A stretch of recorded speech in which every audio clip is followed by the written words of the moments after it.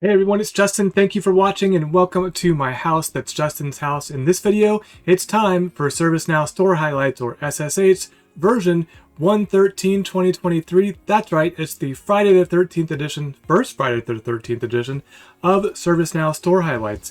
I've got a small list again for you. It's not been as busy in the ServiceNow Store. We only have 30 applications that actually were updated since our last video on January 6th. So we'll hop right in and get started. The first one to check off our list is some compatibility updates. Toughen Orchestration Suite had a compatibility update. You're also going to see it in the fixes list.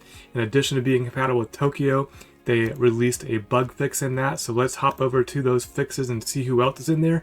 Cyber Reason Endpoint Protection Platform, Logic Monitor Incident Management Integration, new Cation, and then Toughen Orchestration Suite. Can't talk today, that we just saw in the compatibility updates. We did unfortunately have a few release notes fails. 1E's CMDB Connect and Core had missing release notes. Pronto Forms, mobile forms for field service execution, Uptime, and Zscaler Digital Experience. Zscaler had another update. I don't know if they just forgot to put their release notes in this particular application, but in case you're new to the channel, haven't seen a release notes fail, this one, same release notes as previous release notes. We'll go ahead and open up the ServiceNow Store so you can see what that looks like. When Justin said there's a release notes fail, you can see version 2.0.1. The new release contains deep tracing integration, which allows users to create DT sessions from the ServiceNow instance. Same thing as the July 4th edition, and the May 3rd edition was the initial release. So there was a new release, but I don't know what to tell you is new because the release notes were a fail, and that's our list of release note fails for this particular batch of updates. Next up is going to be, I think that was everything. Yeah, so let's go to our new releases. We had a couple new releases. AMSONE OnPremise Confluence pages to KB. I thought this was pretty cool. I get a lot of that questions when we're actually, especially talking to Jira customers or Atlassian customers that are moving to ServiceNow. Well, what about our Confluence pages? What about our Confluence knowledge? Well, looks like AMSONE has a solution for you, hosted or on-premise Confluence and ServiceNow integrations, which can help Confluence users migrate their space and pages into ServiceNow's knowledge articles. Key features are migrate on-premise Confluence pages as ServiceNow knowledge articles, and migrate and link attached images and documents of Confluence pages to ServiceNow knowledge articles. So, interesting new app from AMSONE on-premise Confluence pages to KB. BT change management integration. I had to look up what BT meant, so all of my UK friends can laugh at me. British Telecommunications released a couple of new apps. One of them was change management integration. Key features there are a quick and easy way to raise and manage your change requests, see the latest change request updates from BT in real time, proactively raise change requests by BT, no need to spend time calling an agent for an update, confident that your data is being treated securely by BT, and no integration required. Just add the app to your ServiceNow instance. So I said there was more than one. Up next is problem management from British Telecommunications. Pretty much the same thing you saw with changes, but related to problem management. And I believe there's one more for request management integration. Now that's an interesting one. There's a little bit more going on with requests than there are with changes and problems. So quick and easy way to manage those requests and the catalog tasks. See the latest request updates from BT, no need to spend time calling an agent for an update, and same stuff as the other one, no integration required, just add the app to your instance. So 3 new apps from BT. Thank you, British Telecommunications. Next is Cask Government Solution Center. Empowers agencies to deliver seamless self-service for constituents and improve efficiencies for agencies. I hope I'm saying that right. With this joint offering, ServiceNow and Cask deliver a centralized portal harnessing the power of flexible case management. Key functional features are data models for industry government services, constituent experience for government services, agent experience for government services, framework to build application services and experience for government services, and dynamic language translation enabling agents to provide inclusive service in multiple languages. The technical features are case types, services, a constituent 360, constituent data model, government services received by a constituent. Man, if I'm not saying this word right, I've already said it a lot. So if I did, leave me a note in the comments or correct me, please. New government services portal, new user registration, agent workspace for your agents, look up and verify constituents. That's what I want to say, constituents. New constituent creation experience, government case type view and forms, services offers their views and forms, and extend government case types to build new applications. So transform constituent experiences. Now that Justin can pronounce it right and he gets to the end of the feature review for Cask Government Solution Center. But we'll leave all that in. You know I'm not, or I am human. I promise I'm human. And I mispronounce things once in a while. Next is, oh great, something else I can't pronounce. Firmahytte. I hope I'm saying that one right. If not, leave me a note in the comments. Summary is to manage company cabins. Oh, that's right. Manage company cabins for your employees and administration to use 100% out of the box. So stop everyone. I want all of us to go to our employers and talk about what they're doing in Norway here and other countries in the EU. And we need to talk to our employers and why don't we have cabins that we can use? I think this is pretty cool. And they're integrated with ServiceNow so you can do the reservations. That's really awesome. They give a really good explanation that I thoroughly enjoyed, but let's go down to the key features for the company. Automate the process of booking and managing your cabins, accept automatic booking distribution, manually change the booking distribution in case it was incorrect, and create remaining available booking slots for the employees. They can book cabins, register cabin feedback to inform the administrators, write to a virtual cabin guest book your cabin reviews and greetings, view and book through. I mean, I'm already so jealous of this feature, of this application itself, and the fact that these companies have cabins available to their employees. Please, if you work at this company or one of these companies and you let other people use your cabins, let me know. I could use a trip to Norway or to wherever. But anyways, Firmahytte, thank you so much for that new application in the store. PO Accruals Automation enables finance teams to engage with business owners to collect details monthly. On PO-based accruals. Key features are upload open line items, notify business owners for inputs, automated follow-up, and preserve previous month commentaries and archiving. So that's PO Accruals Automation. Next on our list is Zscaler. Told you there was another one from Zscaler. I think the other one they just forgot where it's supporting this one. But essentially, is the Zscaler Digital Experience, or ZDX, is a digital experience monitoring solution delivered as service leader from the Zscaler cloud. Provides end-to-end visibility and troubleshooting of end-user performance issues for any user application, regardless of location. Key features: ability to automatically create events in a customer ServiceNow instance whenever a rule configured in the Zscaler Digital Experience admin portal has been triggered. Pretty cool. I think that's pretty neat. So thank you everyone at Zscaler for that new application around event management.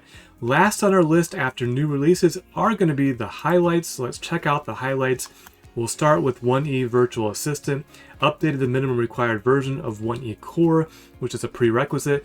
If you remember from a few minutes ago, 1E Core was in our list of release notes fails. So again, I have no idea what to share with you. Updated from 1E, but they're interdependent. So I know that much. Other than that, we don't know what happened. Next up, Apaxio Employee Hub user criteria can now be used with the configuration. So if you are an Apaxio customer, now you got user criteria. Delphix, their version 3.0.0 spoke.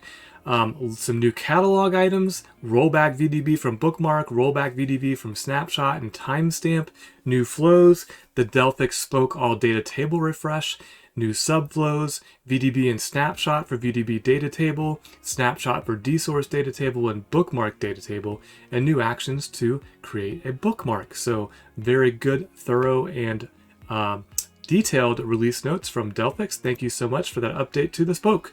Flashpoint RBS VulnDB provides flexibility for controlling vulnerability group creation as part of the VI creation process of the Flashpoint RBS VulnDB app. I believe that's an enhancement. I did go double check the notes on that. It's not just a summary of what this does. It is actually something new provided by Flashpoint. Next is INRI Celebrate Employee Recognition Management, enhancements to the points redemption flow, multi-level approvals, badges eligibility criteria, multiple spot recognitions at a go, improved user experience and forums, performance fixes, and the ability to post recognitions to a Microsoft Teams channel.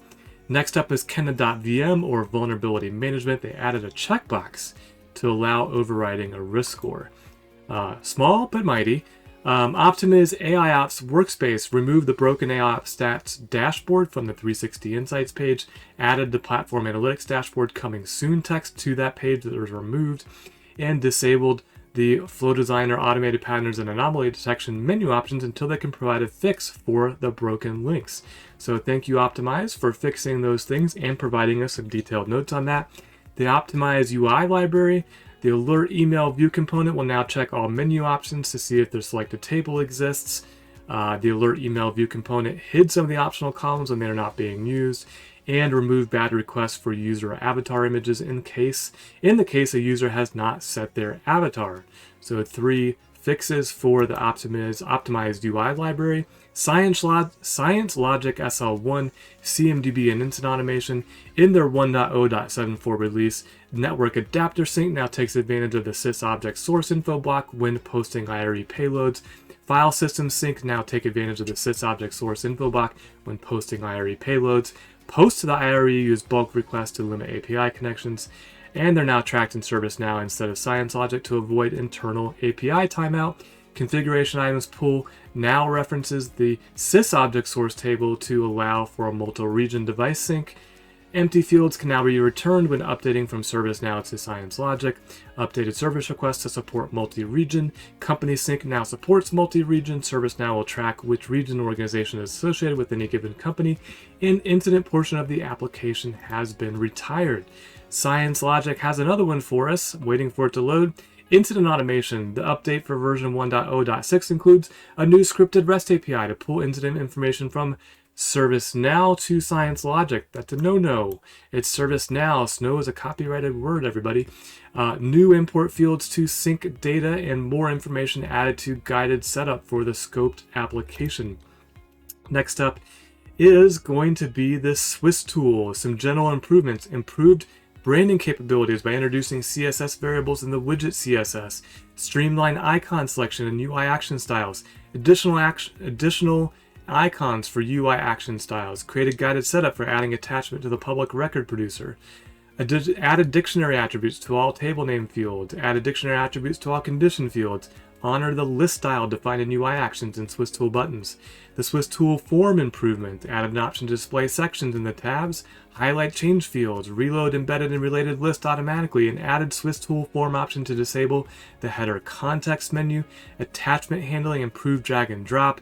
Upload files directly into the folder, improve table restriction for attachment types, and improve placing attachment handling widgets within the Swiss tool form widgets, and some localizability improvements, or localization maybe? Localizability. Support translation of widget instance titles, support translations of embedded and related list titles, and added translatable label field to file manager folders. So a big mouthful there from the Swiss tool. Thank you for the thorough and detailed update, Swiss tool. Next is going to be the Veritrans 4G connector. You know, translating is one of my favorite things to do on this particular episode or this particular series. So for this release, we went from Japanese to English. They fixed the problem that there was an error in the value stored in the output of convenience store payment credit. So that was the fix in this release. So if you are a user of Veritrans 4G connector, you may want to download that update for that fix. Last one of the highlight section for this week's episode is going to be Vivid Charts. Version 3.21.90 includes, but is not limited to. So there's other stuff there, everybody. Updates for fixed issues with breakdown fixtures and breakdown filters, not fixtures, and fixed an issue with the AVG chart option on timed bar charts. So that is your ServiceNow Store highlights for Friday, January 13th, 2023. We only had, 30 for this week. And that will do us until our next episode next Friday. I hope you found this video helpful. If you did, please like, please subscribe, or share it with somebody who you think might be interested in what got updated in the ServiceNow Store since the last time they were in there. And until next time, don't forget to always be learning.